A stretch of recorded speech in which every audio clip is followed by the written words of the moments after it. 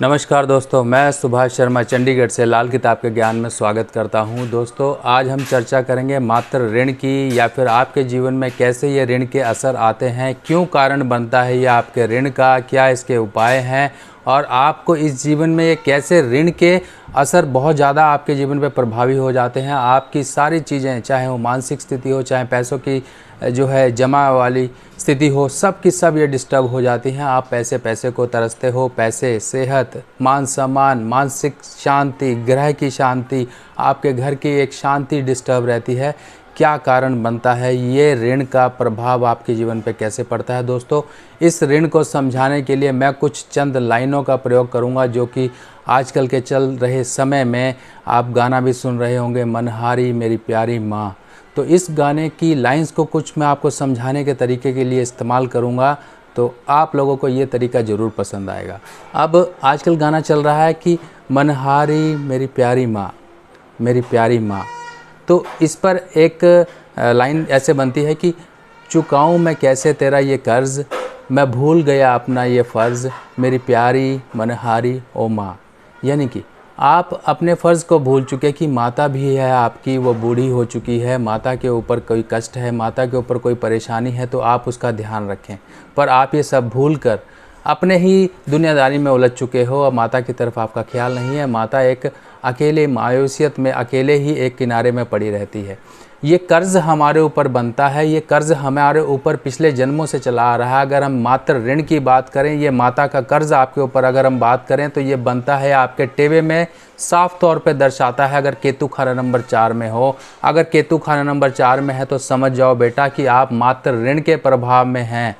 तब आपको ये लाइन्स अपने ऊपर बिठा के रखनी है, मेरी प्यारी मनहारी ओ माँ। अगर आप इतनी सी लाइन समझ जाएंगे, तब भी इससे ही आपके जीवन के बड़े बड़े कष्ट दूर हो जाएंगे। अब ये कारण कैसे बना, कैसे ऋण के प्रभाव में आप आए, ये समझिए।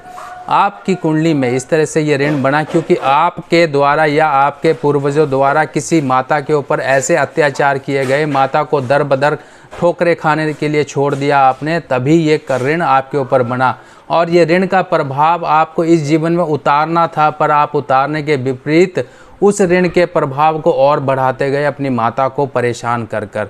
यानी कि ये कर्ज़ लगा है आप पर, ये उतारोगे कैसे?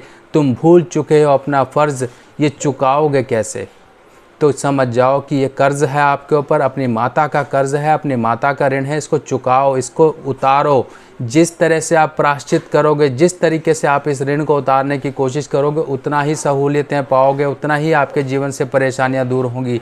घर में क्लेश है, आपका पैसा नहीं टिकता है, आप पैसे को मोहताज हो, मानसिक शांति आपकी भंग हो चुकी है, ये सब माता ऋण का प्रभाव है। चंद्रमा ही जब यहाँ पर दूषित हो जाता है, चंद्रमा का घर खाना नंबर 4 जब दूषित हो जाता है, तब आपके जीवन में चंद्र संबंधित खुशियाँ, यानी कि खुशियाँ एक आपके जीवन से दूर हटती जाती हैं, आप परेशान होते जाते हो। आपकी अगर हम ओवरऑल बॉडी इम्यून सिस्टम की बात करें, तो वहाँ पर भी प्रभाव आता है। आजकल के समय में हम देखते हैं कि अपनी माता के साथ लोग उल्टे सीधे हरकतें करते हैं। कोई गालू गलौज करता है, कोई कुछ करता है, कहीं पर तो यहाँ वृद्ध आश्रम में छोड़ आते हैं लोग। तब आप कैसे उतारोगे ये कर्ज़? फिर आप नहीं कहने लायक रहोगे कि मेरी प्यारी ओ मनहारी ओ माँ। यहाँ पर ये जीवन का कर्ज़ आप अगले जीवन तक चढ़ाने के लिए यहाँ पर तैयार बैठे हो, पर यहाँ पर ज़रा सा कम, छोटा सा एक काम करके अपनी माता के साथ प्यार और उसका ख्याल रख के आप ये कर्ज़ नहीं उतारना चाहते हो। ये कर्ज़ उतारो, ये आपके ऊपर चढ़ा हुआ है। ये बहुत ज़रूरी है कि आपको इसके कर्ज़ से मुक्त होना है। अगर आप मुक्त नहीं होगे, तो आपकी संतान, आपकी पीढ़ियाँ, सब के सब इस कर्ज़ से आप लोग दूषित रहोगे, और ये कर्ज़ आपको जन्म दर जन्म परेशान करता रहेगा। जब सब कुछ ख़त्म हो जाएगा, तब आप यही कहोगे, मुझ में जगा देना तू वो प्यार, मैं भूल गया तेरा प्यार, अब मैं हार चुका हूँ इस ज़िंदगी से, जगा देना मुझ में ओ प्यार, मेरी प्यारी मनहारी ओ माँ। तो ये सब कुछ आपको अपने मन में बिठाना है। एक वो प्यार जो आपका दब चुका है आपकी माता के लिए, उसको जगा के रखना है आपको। आजकल के समय में देखिए, ये लाइंस क्यों हैं, क्यों आप सब कुछ क्यों भूल जाते हो? जैसे ही शादी होती है, तो आप 2 तरह से खिंचाव में पड़ जाते हो। एक तरफ होती है आपकी धर्म पत्नी या जीवन साथी, दूसरी तरफ होता है आपकी माता का प्यार, और बीच में होते हो आप। यानी कि आपके ऊपर ऐसी जिम्मेवारियां पड़ जाती हैं, अगर इस तरफ का पलड़ा, बीवी की तरफ का पलड़ा ज़रा सा भी भारी हुआ तो माता का पलड़ा उठ जाएगा। यानी कि बैलेंस बना के रखना बहुत ज़रूरी होता है। जैसे ये डिसबैलेंस होता है, आपकी मैरिड लाइफ और आपकी फैमिली लाइफ में प्रॉब्लम्स आ जाती। तो अब इस ऋण का प्रभाव हम कैसे उतारेंगे समझिए। सबसे पहले देखिए, ऋण के उपाय तो बाद की बात है। सबसे पहले आपको अपने अंदर वो काबिलियत लेकर आनी पड़ेगी, अपने अंदर वो बदलाव लेकर आने पड़ेंगे कि आपकी माता जो कष्ट में है और आपकी माता के साथ जो आपने व्यवहार किया उसके पैर छूकर आप माफ़ी मांगिए। पर परमेश्वर से भी ये बोलिए कि मेरी माता से मेरे जीवन में वो प्यार की वर्षा करवाए जिसके लिए मैं तरस रहा हूँ।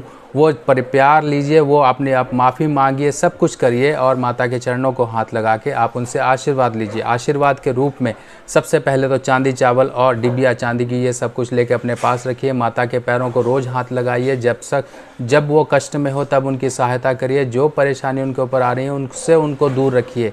ये करना आपका फ़र्ज़ है। अगर फ़र्ज़ से हारे तो आपके ऊपर कर्ज़ तो चढ़ेगा ही चढ़ेगा। अब इसके बाद इसका उपाय क्या बनता है? अगर आपकी माता जीवित है या नहीं है, तब भी आपको एक उपाय करना है। अपने खून के रिश्तेदारों को गिनना है। जितने रिश्तेदार हों सबको गिन लीजिए। गिनने के बाद उनसे आप बराबर मात्रा में पैसा इकट्ठा करिए। अगर पैसा नहीं इकट्ठा कर पाते हैं तो अपना 1 रुपया सामने वाले का 10 रुपया, यानी कि 10 गुना आपने पैसा इकट्ठा करना है। ये सारा पैसा इकट्ठा खरीद के, आपका पैसा इकट्ठा करके एक बार में ही आपने चांदी खरीदनी है। चांदी खरीद के ये चांदी ले जाके जल प्रवाह करवाइए और ये उपाय सोमवार के दिन करिए। और ये उपाय वर्ष में एक बार ज़रूर कर लीजिए। कम से कम ये 4 बार उपाय आपको लगातार 4 साल करना है। उसके बाद आप चाहे रुक कर, चाहे 1-1 साल बाद या 2-2 साल के गैप में भी ये उपाय कर सकते हैं। ये उपाय बहुत ज़रूरी है, पर इसके साथ साथ ज़रूरी है माता का ख्याल रखना, वो बहुत ज़रूरी है। अगर वो रखेंगे तो माता के जो ऋण के ऊपर प्रभावों से आप गुज़र रहे हो उनसे बचाव हो जाएगा। तो दोस्तों, आज की वीडियो आपको कैसी लगी ज़रूर मुझे कमेंट सेक्शन में बताइएगा। बाकी नेक्स्ट वीडियो में फिर मिलेंगे। तब तक के लिए अपने सुभाष भाई को आज्ञा दीजिए। नमस्कार।